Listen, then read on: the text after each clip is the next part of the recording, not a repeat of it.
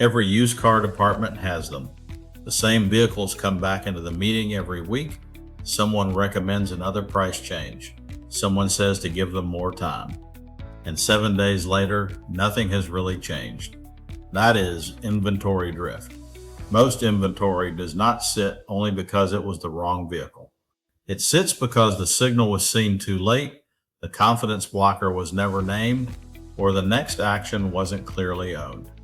Price becomes the default answer before execution is even reviewed.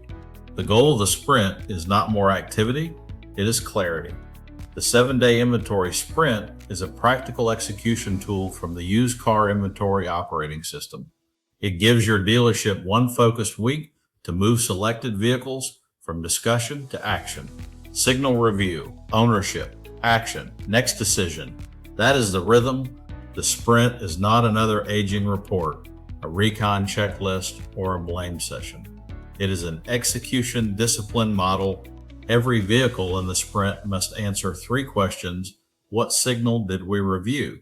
What action did we take? And what decision did the result support? Don't start with the whole inventory. Start with 8 to 12 units.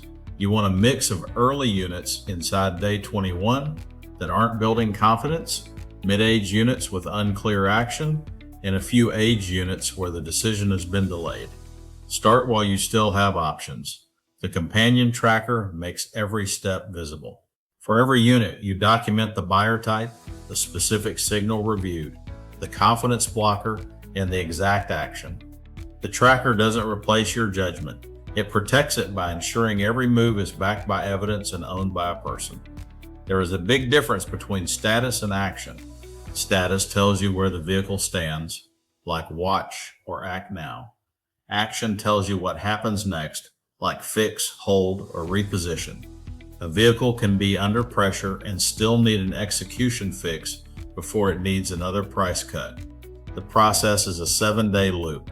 Day 1, you establish the baseline. Day 2, you review buyer behavior, SRPs, VDPs, and lead quality. Day 3, you name the likely buyer and confirm the demand fit. By day 4, you identify the confidence blocker and assign a specific fix. Day 5 is the listing and market position check. On day 6, you decide on the move. Fix, hold, price, reposition, or exit. This is where discipline matters. Finally, day 7 is the result review. The sprint only ends when every vehicle has a documented next decision. Vague definitions like someone looking for an SUV don't help. A stronger definition is a payment-focused family buyer looking for space, clean history, and a monthly payment that feels safe. Use the PPO buyer type prompt guide to align your listings and sales response to that specific person. Shoppers don't just shop for cars, they shop for confidence. Blockers like missing recon proof or vague sales responses slow them down. Don't create a long wish list.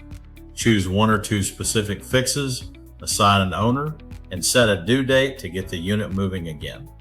A price move may be the right decision, but it should be a decision, not a reflex. Before you cut price, ask what signal changed. What blocker was fixed? What does the comp set show? Do not price because the room is tired of talking about the car. That is drift with a discount. Every sprint ends with a completion summary. Capture the top wins, the unit still stuck, and the standards you're carrying forward into the daily workflow. Remember, the sprint ends when every vehicle has a clear, documented next decision that the store can act on. Download the implementation kit and open the companion tracker today. Let's turn drift into clarity. Not every vehicle will hold gross. Some need a fix, some need a price move, and some need to exit. Exit is not failure. Dragging the same car into another meeting without a reason is failure.